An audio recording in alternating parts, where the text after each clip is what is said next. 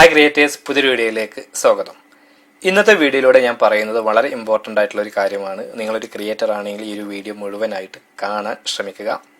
ഞാൻ തംബ്നെയിലിൽ ഒരു ഡോളർ കാണിച്ചിട്ടുണ്ടായിരുന്നു. നമ്മുടെ ഒരു സബ്സ്ക്രൈബർക്ക് $4000 പെർ മന്ത് ലഭിക്കുന്നത്, ഏകദേശം 4 ലക്ഷം രൂപയിൽ അധികമുണ്ട്. $4800 ഇപ്പോൾ ഉള്ളത്.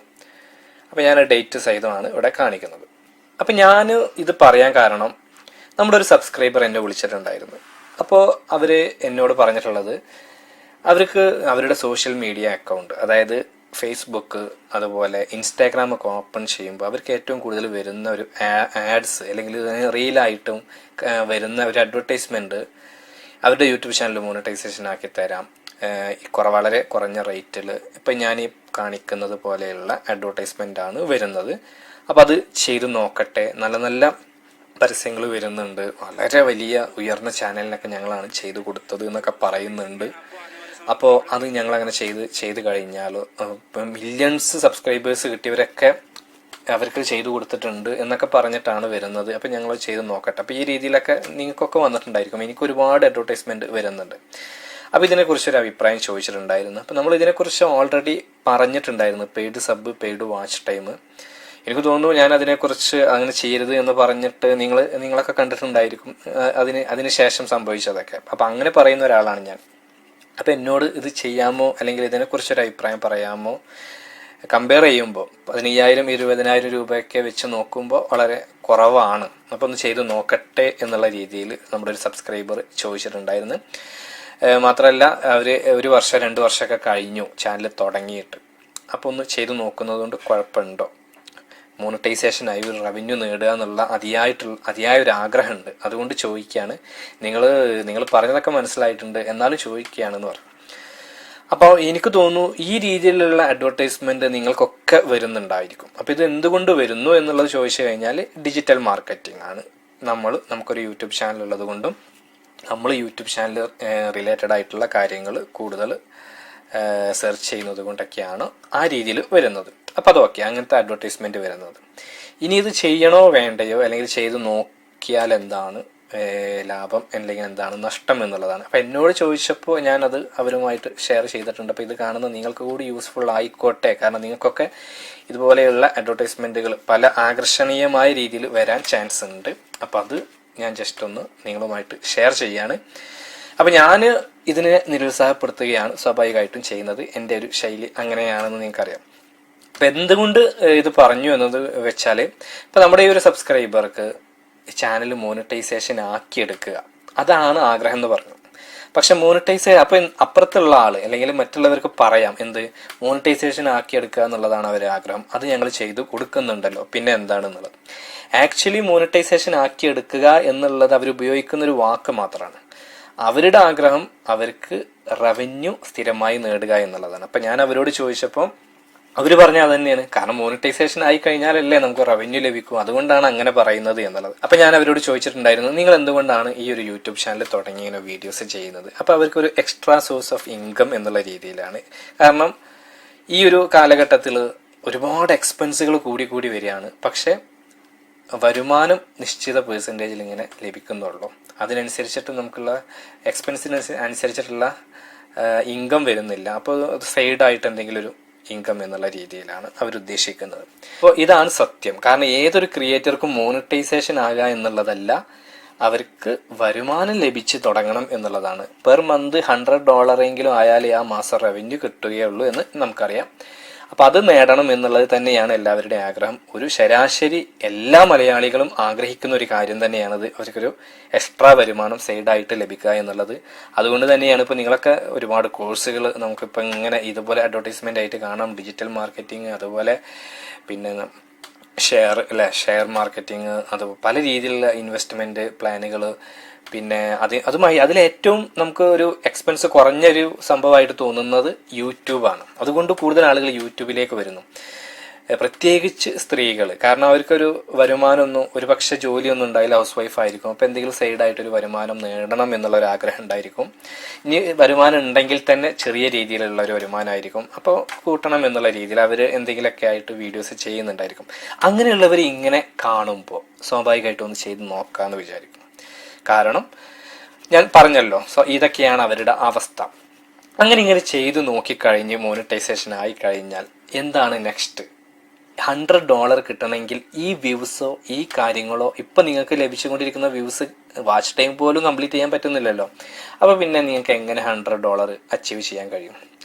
ഇവരോട് നിങ്ങൾ ചോദിച്ചു കഴിഞ്ഞാൽ അപ്പോൾ അവർ പറയും മോണിറ്റൈസേഷൻ തരിക എന്നുള്ളതാണ് ഞങ്ങളുടെ ഉത്തരവാദിത്തം, അത് ഞങ്ങൾ ചെയ്തു കഴിഞ്ഞു, ഇനി വ്യൂസ് കൊണ്ടുവരുന്നതും ബാക്കി കാര്യങ്ങളൊക്കെ നിങ്ങളുടെ ഉത്തരവാദിത്തമാണെന്ന്.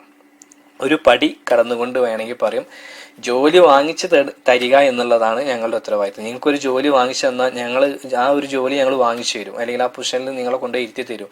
പിന്നെ ജോലി ചെയ്യേണ്ടത് നിങ്ങളല്ലേ?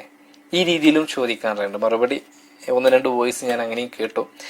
അപ്പോൾ സ്വാഭാവികമായിട്ടും നമ്മൾ അത് കേൾക്കുമ്പോൾ ശരിയല്ലേ എന്ന് തോന്നാം. പക്ഷെ അവിടെ ഒരു പ്രശ്നം എന്താണെന്ന് വെച്ച് കഴിഞ്ഞാൽ, ഒരു എക്സാമ്പിൾ ആയിട്ട് നമ്മൾ ഗൾഫിലേക്ക് ഒരാളെ നമ്മളൊരു ജോലിക്ക്, ഒരു ട്രാവൽ ഏജൻസിയിൽ ഒരാൾ ഒരു അക്കൗണ്ടിങ് ജോലിക്ക് നമ്മൾ കൊടുത്തു. അപ്പം നമ്മൾ എന്ത് ചെയ്തു, അയാൾക്ക് എക്സ്പീരിയൻസ് സർട്ടിഫിക്കറ്റ് ഇപ്പം ഞാൻ തന്നെ ഉണ്ടാക്കി കൊടുക്കുകയാണ്.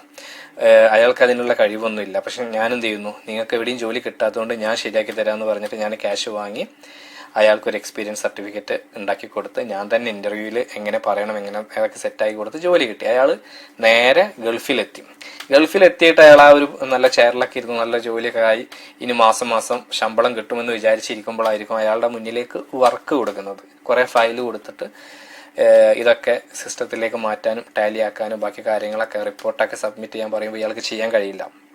സ്വാഭാവികമായിട്ടും കമ്പനി അയാളെ എന്ത് ചെയ്യും, ഒന്നുകിൽ ടെർമിനേറ്റ് ചെയ്യും, അല്ലെങ്കിൽ ക്ലാസ് താഴ്ത്തി. കാരണം അവർക്ക്, ഞാനിത് പറയുന്നത് യൂട്യൂബുമായിട്ട് കണക്ട് ആയത് മനസ്സിലാക്കാനാണ്. ഏതായാലും വിസ അടിച്ചു പോയില്ലേ, ഒരു സ്വീപ്പറിന്റെ ജോലിയെങ്കിലും ചെയ്യുക എന്നുള്ള രീതിയിൽ. പക്ഷെ അയാളുടെ ചെലവ് പോലും അവിടെ ഈ ഒരു സാലറി കൊണ്ട് കഴിയുന്നുണ്ടായിരിക്കില്ല. റൂം, ഫുഡ്, ബാക്കി എക്സ്പെൻസും കാര്യങ്ങളൊക്കെ. സ്വാഭാവികമായിട്ടും അയാൾ നാട്ടിലേക്ക് തിരിച്ചു വരും. ഇത് തന്നെയാണ് യൂട്യൂബിൽ ഈ ഇതുപോലെയുള്ള സംഭവങ്ങൾ ചെയ്യുമ്പോൾ നമുക്ക് സ്കില്ല് ഒന്നും അവിടെ ഇമ്പ്രൂവ് ആവുന്നില്ല. അപ്പം നമ്മൾ ഫേക്കായിട്ട് കുറച്ച് വാച്ച് ടൈം ഉണ്ടാക്കി കഴിഞ്ഞിട്ട് നമ്മൾ ആ ഒരു മോണിറ്റൈസേഷനൊക്കെ ആയി. പിന്നെ നമ്മളോട് എന്താ പറയുന്നത്, ഇനി നിങ്ങൾ വർക്ക് ചെയ്യണം എന്നുള്ളത്. അവിടെ നമുക്ക് അങ്ങനെ വർക്ക് ചെയ്യാൻ കഴിയുമായിരുന്നെങ്കിൽ പിന്നെ എന്തിനാണ് നമ്മൾ ഈ ഒരു ഫേക്കായിട്ട് മോണിറ്റൈസേഷൻ ചെയ്യാൻ ശ്രമിച്ചത്?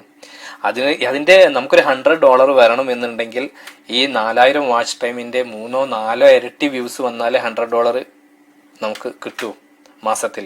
അപ്പൊ നിങ്ങളൊന്ന് ആലോചിച്ചേക്കാം, ഒരു വർഷത്തിൽ നമുക്കത് അച്ചീവ് ചെയ്യാൻ കഴിയാത്ത നമുക്ക് ഒരു മാസത്തിൽ എങ്ങനെ ഈ 4000 മണിക്കൂറിലധികം വ്യൂസ് കൊണ്ടുവരാൻ കഴിയും? അപ്പോഴല്ലേ നമുക്ക് റവന്യൂ കിട്ടും. അപ്പൊ അതുകൊണ്ടാണ് ഞാനിത് ചെയ്യരുത് എന്ന് പറയുന്നത്. കാരണം ഇത് ചെയ്ത് കഴിഞ്ഞാലും നിങ്ങൾക്ക് റവന്യൂ കിട്ടണം എന്നുണ്ടെങ്കിൽ വ്യൂസ് അതിന്റെ ഡബിൾ വരണം. അപ്പോൾ ഇപ്പൊ വീഡിയോ ചെയ്തുകൊണ്ടിരിക്കുന്ന നിങ്ങൾക്ക് ഒരിക്കലും അത് സാധിക്കുന്ന കാര്യമല്ല. ഇനി അങ്ങനെ സാധിച്ചാൽ നിങ്ങൾ ഇത് ചെയ്യേണ്ട കാര്യം ഉണ്ടായിരുന്നില്ല. മാത്രമല്ല, അവിടെ നിങ്ങൾ മാറ്റം വരുത്തേണ്ടത് നിങ്ങളുടെ സ്കില്ല്, അല്ലെങ്കിൽ നിങ്ങൾ എങ്ങനെ വീഡിയോ ഇടുന്നു, ഈ കാര്യങ്ങളൊക്കെ മാറ്റി യൂട്യൂബിന്റെ ശരിയായ ട്രാക്കിൽ പോകുക എന്നുള്ളതാണ്. അത് നിങ്ങൾ ചെയ്യാതെ ഇങ്ങനെ ചെയ്തിട്ട് യാതൊരു കാര്യമില്ല എന്നാണ് എനിക്ക് പറയാനുള്ളത്. പിന്നെ ഞാനിവിടെ എക്സാമ്പിൾ ആയിട്ട് $4800 കിട്ടിയ ഒരു സ്ക്രീൻഷോട്ട് കാണിച്ചു നമ്മുടെ ഒരു സബ്സ്ക്രൈബറുടെ. അപ്പൊ അത് ഞാൻ എന്തിനാണ് കാണിച്ചതെന്ന് വെച്ച് കഴിഞ്ഞാൽ, ഇത് കാണിച്ചിട്ട് ഞാൻ നിങ്ങളോട് പറയാണ് നമ്മുടെ ഒരു സബ്സ്ക്രൈബർക്ക് ഇങ്ങനെ കിട്ടിയിട്ടുണ്ട്. സോ അപ്പൊ നിങ്ങൾ എന്താണ്, അപ്പൊ എന്റെ ബാക്കി എല്ലാ സബ്സ്ക്രൈബേഴ്സിനും ഇങ്ങനെ കിട്ടുന്നുണ്ടായിരിക്കും എന്നല്ലെങ്കിൽ ഞാൻ വലിയ സംഭവമാണ് എന്നുള്ളൊരു തോന്നൽ നിങ്ങൾക്ക് വരും. അപ്പൊ ഞാൻ നെക്സ്റ്റ് നിങ്ങളോട് പറയാണ്, ഇത് ഞാൻ ഇങ്ങനെ ചെയ്തു. അവരൊക്കെ ഈ 4800 കിട്ടിയ ആള് വരെ എന്റെ സർവീസാണ് എടുക്കുന്നത്, മാസം 4 ലക്ഷത്തിലധികം രൂപ അവർക്ക് കിട്ടുന്നുണ്ട് എന്ന് ഞാൻ വീഡിയോയിൽ വന്ന് പറയുമ്പോൾ നിങ്ങൾക്ക് എന്താണ് തോന്നുക? ഞാനെന്തോ സംഭവം ചെയ്തു കൊടുത്തിട്ട് അവരാ ലെവലിൽ എത്തിച്ചു. സ്വാഭാവികമായിട്ടും നിങ്ങൾക്ക് എന്നോടൊരു മതിപ്പ് തോന്നിയേക്കാം. അപ്പോൾ ഞാൻ എന്തെങ്കിലും അപ്പം ഞാൻ നിങ്ങളോട് പറയാണ്, ഇതാ നിങ്ങൾക്ക് ഞാൻ 1000 സബ് 4000 വാച്ച് ടൈം ഇത്ര രൂപയ്ക്ക് ചെയ്തു തരാമെന്ന് പറഞ്ഞു കഴിഞ്ഞാൽ നിങ്ങൾ സ്വാഭാവികമായിട്ടും ചെയ്യില്ല. അതൊരു തരം മാർക്കറ്റിംഗ് ആണ്. അത് തന്നെയാണ് ഇവരൊക്കെ ചെയ്യുന്നത്. നിങ്ങൾക്ക് ഇങ്ങനെ സ്ക്രീൻഷോട്ടുകളും കാര്യങ്ങളും, അല്ലെങ്കിൽ ഞാൻ എക്സാമ്പിൾ പറഞ്ഞിട്ടൊക്കെ ചെയ്യുന്നത്. ഞാനതിനെ കുറ്റപ്പെടുത്തുകയല്ല. ഇത് നിങ്ങൾ സ്വാഭാവികമായിട്ടും ആ ഒരു അവസ്ഥയിലേക്ക് എത്താത്തത് കൊണ്ടും, അല്ലെങ്കിൽ നമുക്കൊക്കെ ഈ ഒരു റവന്യൂ നേടണം എന്നുള്ളൊരു ആഗ്രഹം നമ്മുടെ ഉള്ളിലെ ഒരു ശരാശരി മലയാളിന്റെ ഉള്ളിലുള്ള ഒരു ആഗ്രഹമാണ് ഒരു എക്സ്ട്രാ സോഴ്സ് ഓഫ് ഇൻകം എന്നുള്ളത്. അപ്പോൾ നമ്മൾ യൂട്യൂബിലേക്ക് വന്ന ഒരാളാണ്. അങ്ങനെയെങ്കിൽ ഇവർക്ക് ഇങ്ങനെ 4000 കിട്ടുന്നുണ്ടെങ്കിൽ, 4 ലക്ഷം രൂപ കിട്ടുന്നുണ്ടെങ്കിൽ, അപ്പോൾ എന്തോ ഒരു മാജിക് അവിടെ സംഭവിക്കുന്നുണ്ട്. അത് എനിക്കും ഇവരുടെ അടുത്ത് നിന്ന് ചെയ്യിപ്പിച്ചാൽ കിട്ടുമെന്നുള്ള അറിയാതെ ഒരു ധാരണ വരുന്നതുകൊണ്ടാണ് നിങ്ങളിതിൽ ഈ രീതിയിൽ ചിന്തിക്കുന്നത്. ആ $4800 കിട്ടുന്നത് അവരുടെ മാത്രം സ്കില്ലാണ്, അവരുടെ എഫേർട്ടിൻ്റെ ഫലമാണ്. അത് മറ്റൊരാൾക്ക്, ഞാനത് നിങ്ങൾക്ക് എക്സാമ്പിൾ ആയിട്ട് കാണിച്ചെന്ന് നിങ്ങൾക്ക് അച്ചീവ് ചെയ്യാം. അങ്ങനെയെങ്കിൽ എന്നെ വിളിക്കുന്നവർക്കൊക്കെ എന്നെ കൊണ്ട് ഇത് ഇങ്ങനെ ചെയ്യിപ്പിക്കാൻ കഴിയണ്ടേ? നമുക്കെന്ത് ചെയ്യാൻ പറ്റും? യൂട്യൂബിലെ ശരിയും തെറ്റും പറഞ്ഞു കൊടുക്കാം, നിങ്ങൾ എങ്ങനെ മുന്നോട്ട് പോകണം എന്ന് പറഞ്ഞു കൊടുക്കാം. അവർ ഏത് രീതിയിലാണ്, അല്ലെങ്കിൽ അവരുടെ ഒരു സ്കിൽ എന്താണെന്നൊക്കെ കണ്ടെത്തിയിട്ട് നമുക്ക് അവർക്ക് അഡ്വൈസ് കൊടുക്കാം.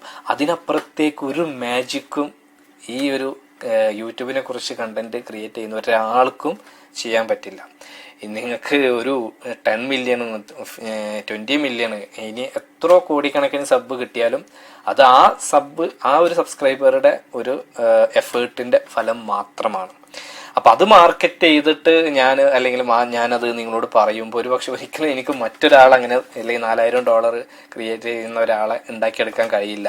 അതങ്ങനെ ഉണ്ടാക്കിയെടുക്കാൻ കഴിയുന്നുണ്ടെങ്കിൽ അത് അയാളുടെ എഫേർട്ടിന്റെ ഫലം മാത്രമാണെന്നാണ് ഞാൻ പറയുന്നത്. ഞാനിത് പറയാൻ കാരണം നിങ്ങളിലേക്ക് എത്തുന്നതൊക്കെ ഡിജിറ്റൽ മാർക്കറ്റിങ്ങിന്റെ റിസൾട്ടുകളാണ്. അത് കണ്ടിട്ട് നിങ്ങൾ തെറ്റിദ്ധരിക്കപ്പെടരുത്. നിങ്ങൾ അതിലേക്ക് എത്തണോ വേണ്ടയോ എന്നുള്ളത് നിങ്ങളുടെ വീഡിയോസിനനുസരിച്ചിട്ടായിരിക്കും, നിങ്ങളുടെ സ്കില്ലനുസരിച്ചിട്ടായിരിക്കും, നിങ്ങളുടെ പ്ലാനിങ് അനുസരിച്ചിട്ടായിരിക്കും, നിങ്ങൾ എങ്ങനെ പെർഫോം ചെയ്യുന്നു, നിങ്ങൾ എങ്ങനത്തെ വീഡിയോ ചെയ്യുന്നു എന്നതിനനുസരിച്ചിട്ടായിരിക്കും. അവിടെ നിങ്ങൾക്ക് യാതൊരു കൺഫ്യൂഷൻ്റെ ആവശ്യമില്ല. അവരുടേത് മാത്രമാണോ റീച്ച് ആവുക, എൻ്റെത് റീച്ച് ആവില്ല. യൂട്യൂബിൽ അങ്ങനെയൊന്നുമില്ല. ചെറിയ ചാനലായാലും വലിയ ചാനലായാലും എല്ലാവർക്കും ഒരേപോലെ തന്നെയാണ് യൂട്യൂബിൽ. അത് നിങ്ങൾ മനസ്സിലാക്കുക. ഞാനിത് പറയുമ്പോൾ നിങ്ങൾ ഒരിക്കലും അയ്യോ ഞങ്ങളെ കൊണ്ടൊന്നും അങ്ങനെ കഴിയില്ല എന്ന് ചിന്തിക്കരുത്. അല്ലെങ്കിൽ എന്തെങ്കിലും ഒരു എക്സാമ്പിൾ വരുമ്പോഴേക്കും ഇതൊക്കെ ഞങ്ങൾക്ക് പറ്റും എന്നുള്ള രീതിയിൽ ക്യാഷ് കൊടുത്തിട്ട് അങ്ങനെ ചെയ്യാനും ശ്രമിക്കരുത്. അതിൻ്റെ ഒരു മിഡ് ലെവൽ നിങ്ങൾ കോൺഫിഡൻസ് കളയും ചെയ്യരുത്. എന്നാൽ അമിത ആത്മവിശ്വാസത്തോ അല്ലെങ്കിൽ ഭയങ്കരമായിട്ട് എല്ലാവരും വിശ്വസിച്ചിട്ട് ഈ രീതിയിൽ അങ്ങനെ ചെയ്യരുത്. എപ്പോഴും ഒരു വിമർശനാത്മകമായിട്ട് ചിന്തിക്കാൻ ശ്രമിക്കുക. അവരത് എന്തുകൊണ്ട് ക്ലിക്കായി, എൻ്റെത് ക്ലിക്കാവുക, തെറ്റുകൾ സ്വയം ഒരു ക്ലാരിറ്റി വരുത്തി മുന്നോട്ട് പോയി കഴിഞ്ഞാൽ തീർച്ചയായിട്ടും ഒരുപാട് മാറ്റങ്ങൾ നിങ്ങളുടെ യൂട്യൂബ് ചാനലിൽ നിങ്ങൾക്ക് കൊണ്ടുവരാൻ കഴിയും. അപ്പോൾ അത് തന്നെയാണ് നമ്മുടെ സബ്സ്ക്രൈബേഴ്സൊക്കെ ചെയ്യുന്നത്. ഞാൻ പറഞ്ഞു കൊടുക്കുന്നത് അത് തന്നെയാണ്. അതല്ലാതെ വേറൊരു മാജിക്കും യൂട്യൂബിൽ ചെയ്യാനില്ല. അപ്പോൾ എന്തായാലും ഈ ഒരു വീഡിയോ നിങ്ങൾക്ക് ഉപകാരപ്പെട്ടുവെങ്കിൽ തീർച്ചയായിട്ടും നിങ്ങൾ ലൈക്ക് ചെയ്യുക. നിങ്ങളുടെ അഭിപ്രായങ്ങളും നിർദ്ദേശങ്ങളൊക്കെ താഴെ കമൻറ്റ് ബോക്സിൽ രേഖപ്പെടുത്തുക. നിങ്ങൾ ആദ്യമായിട്ടാണ് ഈ ചാനൽ കാണുന്നതെങ്കിൽ ചാനൽ ഒന്ന് സബ്സ്ക്രൈബ് ചെയ്യുക, കൂടെ ബെൽ ബട്ടണും കൂടി അമർത്തുക. അപ്പം മറ്റൊരു യൂസ്ഫുൾ ആയിട്ടുള്ള യൂട്യൂബ് ടിപ്സുമായിട്ട് നമുക്ക് വീണ്ടും കാണാം. അതുവരെ ബൈ.